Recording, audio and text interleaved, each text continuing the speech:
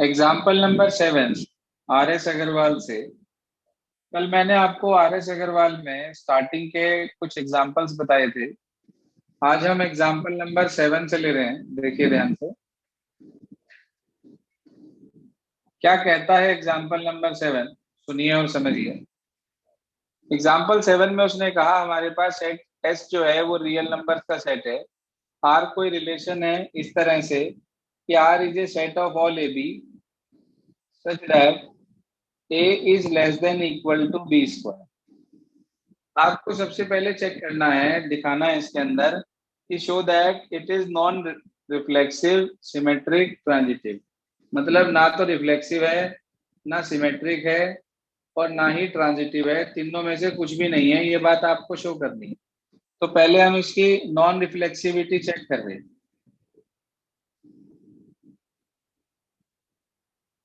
हाँ जी, आपने कोई भी नंबर ले लिया, आपने ले लिया लेट। फ्रैक्शन में लेना, कल भी आपको बताया था, जब इस तरीके से आए क्यूब पे या स्क्वायर पे तो आप फ्रैक्शन पे ले लेना। कोई भी नंबर ले लिया, 1/3 ले लिया आपने, बिलोंग्स टू एस। अब आप कहेंगे 1/3 लेस देन इक्वल टू 1/3 का whole square is not true. ये बात ट्रू नहीं है, चाहे इसे यहाँ कट कर दें, एक ही बात है। तो इसका मतलब ये हुआ कि 1/3 does not belongs to R. ये आर को बिलोंग नहीं करेगा। तो इसका मतलब हम ये कह सकते हैं it implies R is not reflexive. कल वाली क्लास में मैंने आपको बहुत अच्छे से ये बात बता दी थी कि किसी भी नंबर का अगर हम स्क्वायर करते हैं और वो प्रॉपर फ्रैक्शन में है, यानी कि उसका डिनोमिनेटर अगर बड़ा है, तो आप यदि उसका स्क्वायर करते हैं तो वो और छोटा हो जाएगा, ना कि बड़ा हो जाएगा। तो इसका मतलब 1/3 लेस देन है 1/3 होल स्क्वायर से। ये बात बिल्कुल भी ट्रू नहीं है, क्योंकि ये और छोटा है। पॉइंट क्लियर हो गया ये वाला रिफ्लेक्सिव वाला सभी को? Yes sir. Yes sir. Yes sir. दूसरा पॉइंट था हमारे पास सिमेट्रिक वाला, बड़ा ही आसान है ये भी। अब नॉन सिमेट्रिक दिखाना है। एक ऐसा नंबर ले लो जो कि लेस देन हो किसी भी नंबर से स्क्वायर से, मगर वो नंबर जो है दूसरे वाला लेस देन ना हो, वो बड़ा हो उससे। फिर से इसके अंदर एक फ्रैक्शन इंक्लूड करना पड़ेगा आपको। मान लो आपने दो नंबर ले लिए, 1/3 और 1। ठीक है जी, 1/3 और 1 दो नंबर आपने ले लिए, बिलोंग्स टू एस। आप कहेंगे clearly 1/3 less than equals to है किससे भला?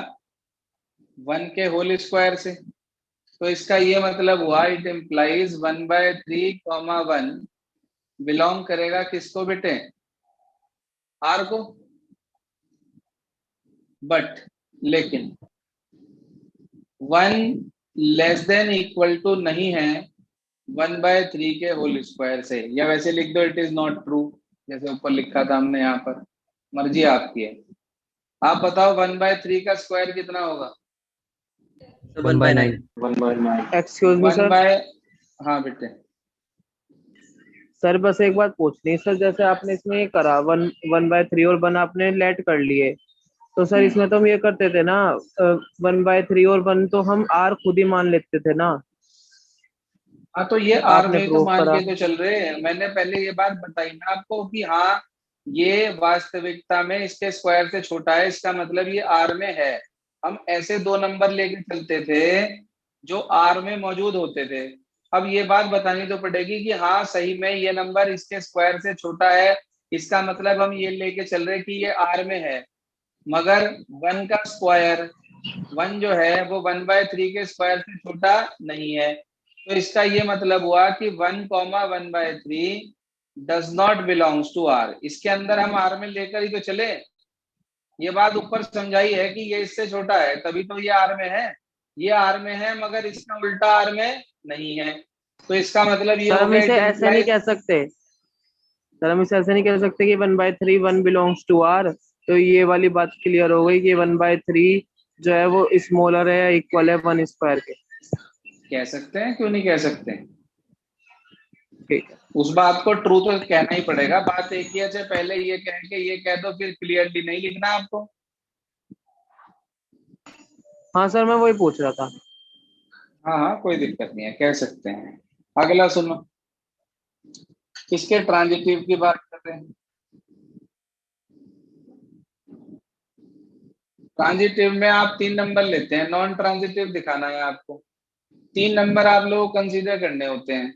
तो आपको इस तरीके से नंबर्स लेने हैं कि जो है पहले वाला दूसरे के स्क्वायर से छोटा हो, दूसरे वाला तीसरे के स्क्वायर से छोटा हो, लेकिन पहले वाला तीसरे के स्क्वायर से छोटा ना हो।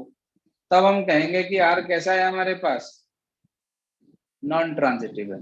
तो आप लेकर चलेंगे, इसमें एग्जांपल ले लिया 2 -2 और 1। भाई ये याद रखने पड़ेंगे नंबर्स आपको, किस तरीके से आपको एक नेगेटिव लेना है ताकि उसका वो नंबर इसके स्क्वायर से छोटा हो जाए, और दोनों इस तरीके से एडजस्ट करने हैं कि ये नंबर इसके स्क्वायर से छोटा हो। आप देखो क्लियरली, सीधा सीधा 2 लेस देन इक्वल टू है -2 के स्क्वायर से या नहीं? Yes sir.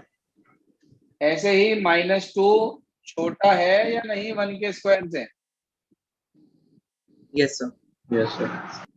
तो हम ये कह सकते हैं 2 -2 belongs to R and -2 1 belongs to R, ये दोनों आर को बिलोंग कर रहे।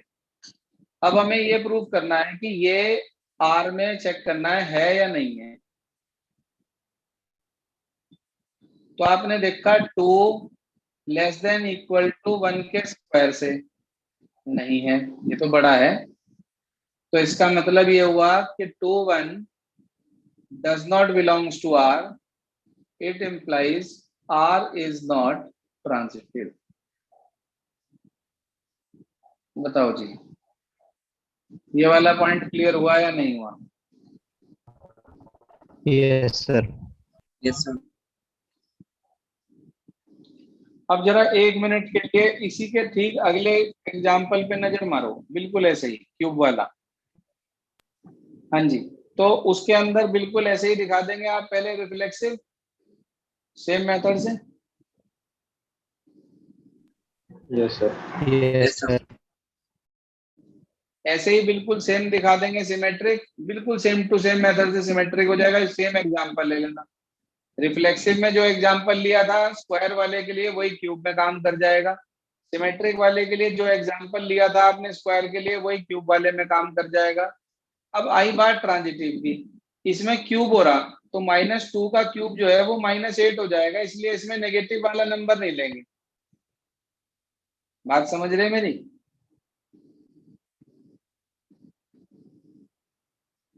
बोलो भाई, बात क्लियर हो गई? अगर आप ट्रांजिटिव में यही केस ले लेंगे तो 2 लेस देन इक्वल टू जो -2 का क्यूब लिखोगे आप वो गलत हो जाएगा, क्योंकि -2 का क्यूब -8 बैठेगा, जिसमें कि ये छोटा हो जाएगा और ये बड़ा हो जाएगा। तो ये पहला ही केस गलत हो जाएगा इसके अंदर। तो याद रखना, इसके ट्रांजिटिव के नंबर अलग लेंगे आप क्यूब वाले के। उसमें एग्जांपल आपको दे रखा है 3, 3/2, 4/3। ये नंबर इसके स्क्वायर से छोटा, ये नंबर इसके स्क्वायर से छोटा, मगर ये नंबर बड़ा है इसके स्क्वायर से। तो इसका ये मतलब हुआ कि हमारे पास 3, 4/3 does not belongs to R, और तुरंत आप ये कह देंगे आर इज नॉट ट्रांजिटिव। बस आपको ये याद रखना है कि इसका एग्जाम्पल और इसका ट्रांजिटिव का एग्जाम्पल अलग अलग है, बाकी रिफ्लेक्सिव सिमेट्रिक सेम है बिल्कुल। बस ये रियल नंबर वालों की ही दिक्कत है 2 4 की, कि आपको एग्जाम्पल याद रखने हैं, बाकी और किसी में नहीं है ऐसा। 7th 8th क्लियर हो गए भाई? Yes sir. Yes sir. चलो जी, इसके बाद एग्जाम्पल नंबर 8 और 9 दोनों एक ही पैटर्न के हैं। समझिए जी क्या कहता है एग्जाम्पल 8 और एग्जाम्पल 9। सबसे पहले एग्जाम्पल 8 की बात करते हैं, सुनिए सर। एग्जाम्पल 8 में ये कहा गया n एक नेचुरल नंबर का सेट है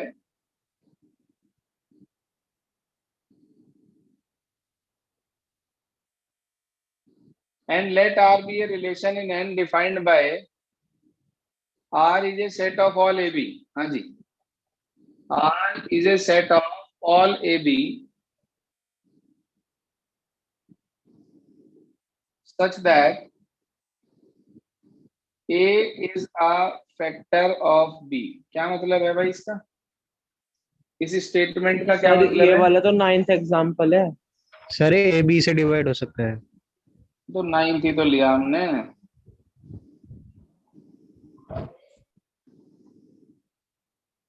A is a factor of B का क्या मतलब बताया शिवांश आपने भी अभी? सर ए बी से डिवाइड हो सकता है। A B से डिवाइड हो सकता है। सर बी ए से डिवाइड बी ए से डिवाइड हो सकता है। B A से डिवाइड हो सकता है या A B से डिवाइड हो सकता है? कंफ्यूज हो गया आप तो एकदम से। सर बी होगा ए से डिवाइड। सर ए होगा बी से डिवाइड। सर ए होगा। सर ए ए होगा देखो बी सुनो, से डिवाइड। देखो सुनो सुनो सुनो, इसे समझने के लिए 1 मिनट के लिए हम मल्टीपल्स और फैक्टर के ऊपर चलते हैं। देखो फिर आप मुझे बताना कौन किससे डिवाइड होगा। 2 के टेबल में जितने भी नंबर्स आते हैं वो सब 2 के मल्टीपल होते हैं। 2, 4, 6, 8, 10, यानी कि 2 का मल्टीपल ये सब है। 2 is a multiple of 2, 4 is a multiple of 2, 6 is a multiple of 2, 8 is a multiple of 2, 10 is a multiple of 2. तो 10 is a multiple of 2 का ही मतलब हुआ कि 2 10 को डिवाइड कर देगा। अब मैं आपके सामने एक नंबर बोल रहा हूं 20, मैंने कहा भाई इसके फैक्टर लिखो। 1 भी इसका फैक्टर है, 2 भी इसका फैक्टर है, 4 भी इसका फैक्टर है, 5 भी इसका फैक्टर है, 10 भी और 20 भी। मैंने आपसे कहा कि भाई 4 is a factor of 20, इसका मतलब क्या है? सर 20 होगा 4 से डिवाइड। 20 is divisible by 4। अब जरा इसका मतलब बताओ। A is a Sir, B factor is- of B। Sir, B is divisible by A. B is divisible by A. शाबाश। B is divisible by A। B divisible होगा A से किसी ना किसी क्वोशिएंट पर। उस क्वोशिएंट को मैंने C कह दिया। आपने एक वो पढ़ा था डिवीजन, यूक्लिड डिवीजन एल्गोरिथम, कि dividend sir. Equals to divisor into quotient plus remainder. अब यहाँ रिमाइंडर 0 होगा क्योंकि आपने बताया A is a factor of B, मतलब B पूरी तरह से A से डिवाइड हो जाएगा। तो आप लिख सकते हैं B is equals to AC। ये वाला पॉइंट समझ में आया क्या? Yes, sir. देखो ये सिर्फ आपकी नॉलेज के लिए मैंने बता दिया आपको कि आप इसे ऐसा लिख सकते हैं। ठीक है जी। अब 2 मिनट के लिए इसे अब साइड रखते हैं। अब वापिस अपने क्वेश्चन की तरफ चलते हैं। सुनिए, क्वेश्चन था कि A is a factor of B। हमें क्या करना है इसके अंदर? हमें इसने कहा कि show that R is reflexive and transitive but not symmetric. बिल्कुल ठीक बात है, सिमेट्रिक तो हो ही नहीं सकता। आप बताओ 4 इज ए फैक्टर ऑफ 20, क्या 20 is a factor of 4? No sir. No, sir. No, हो ही नहीं सकता। तो इस वजह से ये बात तो कॉमन सेंस की है कि हाँ ये फैक्ट सिमेट्रिक हो ही नहीं सकता। तो बात कर रहे हैं पहले हम किसकी भला? रिफ्लेक्सिव की। अब आपको इसे रिफ्लेक्सिव प्रूफ करना है। तो आपने मान लिया let A B any arbitrary element. चलो अब हमें पता है since A is a factor of A, हाँ जी, A is a factor of A। A का फैक्टर है। हर नंबर अपने आप का फैक्टर होता है नहीं होता? Yes, sir. Yes, sir. Always होता है। तो इसका ये मतलब हुआ कि A बिलोंग्स टू आर, इसका मतलब ए किसे बिलोंग करेगा भाई, इसमें लिख देना element of natural number N, ये एन से सिलेक्ट करा हमने, for all A belongs to N. तो ए बिलोंग्स टू आर आ गया, इसका क्या मतलब हो गया, R is reflexive. Reflexive. Reflexive. दूसरा ट्रांजिटिव दिखाना है। अब जब जनरल लेकर चलते हैं तो शुरुआत में ऐसे लिख देते हैं ABC belongs to N such that AB belongs to R and BC belongs to R. AB belongs to R, BC belongs to R. इसका क्या मतलब हुआ जी, AB belongs to R का? A is a factor of B. A is a factor of B. A is a factor of B and B is a factor of C. अच्छा, A is a factor of B को इस format में कैसे लिख सकते हैं, जैसे ये लिखा था मैंने। अब ABC तो यहाँ यूज हो गया तो C तो आने का नहीं। A is a factor of B को कैसे लिख सकता हूँ मैं? नहीं नहीं, C कैसे आ जाएगा भाई, C तो यहाँ आ चुका। B is equals to AD हो जाएगा। और अगर मैं इसे इस फॉर्मेट में लिखना चाहूं तो कैसे होगा, C is equals to BD। अब D तो वहां आ चुका ना, C is equal to BE। BE, अरे भाई A B C यूज हो गया, D और E यहाँ ले लिए क्वोशिएंट के रूप में। ये एक तरीके से कांस्टेंट है, कोई भी ये क्वोशिएंट का काम कर रहे हैं यहाँ पे। रिमाइंडर तो 0 हो ही गया। Okay sir. अब बताओ इतनी बात क्लियर होगी या नहीं? Yes sir. सबको? Yes sir. Yes sir. अब थोड़ा सा ना उल्टा चलेंगे, रिवर्स। क्या लाना हमें,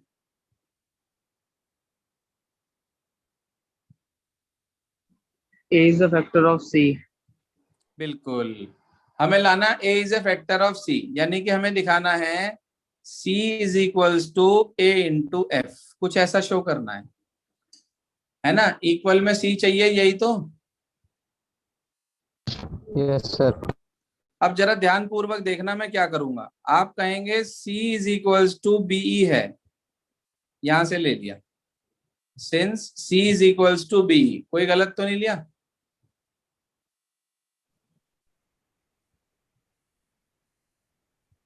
हाँ या ना तो कर दो, क्लियर हो गया इतना? Yes sir. Yes sir. अब आप मुझे B की वैल्यू बता दो कितनी है। Sir C upon E। अरे यहां से निकलेगी ना, निकली तो पड़ी। A into D। A into D यहां से रखी मैंने इसमें, तो क्या मैंने इसे प्रूव कर दिया, C is equal to A into D।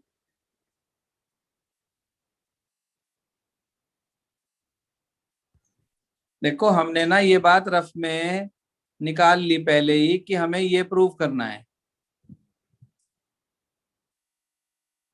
तो हम उसी के हिसाब से काम कर रहे। C इक्वल टू B लेकर चले, B की जगह पर AD लिख दिया, C is equals to A into D आ गया। अब इस DE को उठा के मैंने F पुट कर दिया, बोलो कर सकता हूं क्या? Yes sir. जहां पर F पुट DE के बराबर है। अब मुझे एक बात बता दो, अगर आपने ये कहा था कि B इक्वल्स टू AD, तो इसका मतलब था A is a factor of B, इसलिए AB R में हुआ था। अब आपने प्रूफ कर दिया कि C is equal to AF, तो इसका क्या मतलब होगा? A is a factor of C। A is a factor of C। A is a factor of C implies that AC belongs to R। Yes sir. तो इसका ये मतलब हुआ, it implies R is transitive। अब मुझे एक छोटी सी बात बता दो कि सिमेट्रिक बताने की जरूरत है या लिख सकते हो, कोई भी 2 नंबर पकड़ लेना। ये ले लो 4 और 20, 4 इज ए फैक्टर ऑफ 20, आप लेके चलोगे 420 belongs to R, 4 is a factor of 20, but 20 is not a factor of 4। तो इसका मतलब 20,4 does not belongs to R। R is not symmetric. कोई भी एग्जांपल ले लो जो आपका मन करे, बोलो। क्लियर हुआ क्या इतना? Yes yes sir. सर, एक देखो, बात पूछनी थी।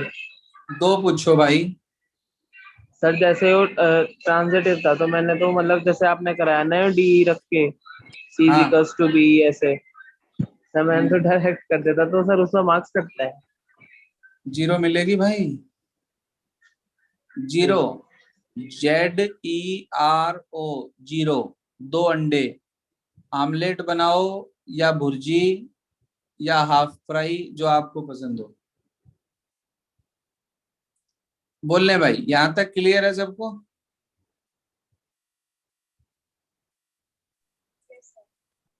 अब यार Yes, sir. अगला क्वेश्चन बिल्कुल इसका उल्टा है भाई, जस्ट रिवर्स ऑफ इट। इसमें कहा था A is a factor of B, इसका मतलब बी ए से डिवाइड हो रहा था। अब कह रहा है A is a multiple of B, यानी कि अब की बार ए बी से डिवाइड हो रहा है, यही तो मतलब हुआ। Yes, sir. वर्किंग प्रोसीजर बिल्कुल सेम, मिलता जुलता सही है। और यही बात प्रूव करनी है कि रिफ्लेक्सिव और ट्रांजिटिव होगा, सिमेट्रिक नहीं होगा। जैसे भाई 20 इज ए मल्टीपल ऑफ 4, क्योंकि 24 के टेबल में आता है कि नहीं आता? Yes, sir. Yes, sir. तो 20 is a multiple of 4, but 4 is not a multiple of 20 because 4 is a factor of 20। Factor और मल्टीपल का फंडामेंटल तो समझ में आ गया सबको? Yes sir. Yes, sir. बोलो भाई, हो जाएगा क्वेश्चन या मैं करके बताऊं? हो जाएगा। हो जाएगा। कोशिश करके देखना। एग्जाम्पल ऐसे ही ले लेना कोई भी एक। जैसे यहाँ लेंगे आप 20,4 बिलोंग्स टू R, यानी कि 20 is a multiple of 4, but 4 is not a multiple of 20। तो 4,20 does not belongs to R, R is not symmetric. दिखा देंगे आराम से 10th एग्जाम्पल भी।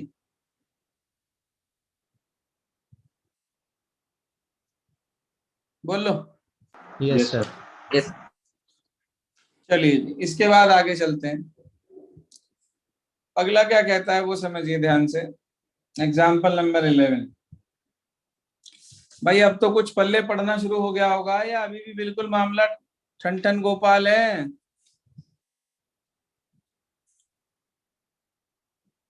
सर आ हाँ रहा है जी। समझ में। एक इसमें एग्जाम्पल नंबर 17 है, modulus of a minus B is a multiple of 4। इस पे मोस्ट इंपॉर्टेंट डाल लेना, 2 साल पहले पेपर में आया था, बोर्ड के पेपर में, फाइनल पेपर में ये क्वेश्चन 2010 में भी आया था और अभी भी आया था हाल फिलहाल में। सुनिए ध्यान से क्या कह रहा है एग्जाम्पल 11। कह रहा है let X be a non empty set. X एक नॉन एम्प्टी सेट है और S be the collection of all the subsets of X. अच्छा, एस के अंदर इस बार क्या मौजूद है भाई?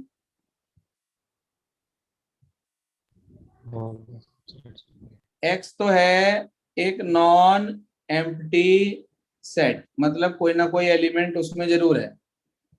और एस क्या है? सेट ऑफ ऑल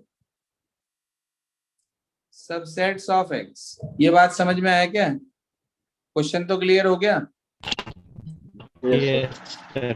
वो कह रहा R is a set of all A B, capital A capital B, इस प्रकार से कि A is a subset of B. A is a subset of B. Subset का मतलब तो समझते हैं सब बच्चे? Yes, sir.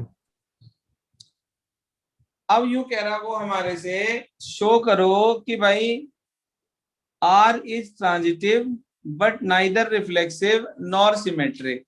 अब देखो, दो शब्द होते हैं हमारे पास, ध्यान से समझो कि एक तो होता है सबसेट, एक होता है इक्विवेलेंट सबसेट। ये पता है आपको? Yes, sir. ये जो बेसिकली सिंबल चलता है ये प्रॉपर सबसेट के लिए यूज होता है, प्रॉपर सबसेट के लिए यूज होता है कि अगर मान लीजिए ए के अंदर एलिमेंट है 1 2 3 और बी के अंदर एलिमेंट है 1 2 3 4, तो हम कह सकते हैं कि A is a subset of B.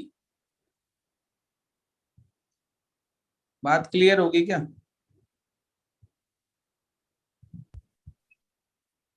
Yes sir. Yes, तो sir. वो हमारे से ये कहना चाह रहा कि शो करो ये रिफ्लेक्सिव भी नहीं होगा, सिमेट्रिक भी नहीं होगा, मगर ट्रांजिटिव होगा। तो ट्रांजिटिव तो होगा ही। मान लो भाई आप 3 सेट लेके चल रहे ए बी सी जो बिलोंग कर रहे एस को, सच दैट, इस प्रकार से, पहले इसका ट्रांजिटिव ले रहा हूं मैं, सच दैट कि भाई A B belongs to R and B C belongs to R. इसका क्या मतलब समझे भाई आप? A is a subset of B, हाँ, बी इज ए और subset of B C. is a subset of C. A के सारे एलिमेंट बी में हैं और बी के सारे एलिमेंट सी में हैं, तो क्या सी के अंदर ए के सारे एलिमेंट होंगे?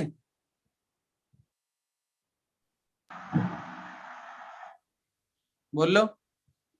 Yes. तो Yes, it sir. Implies A C belongs to R, तो हम कह सकते हैं आर इज क्या?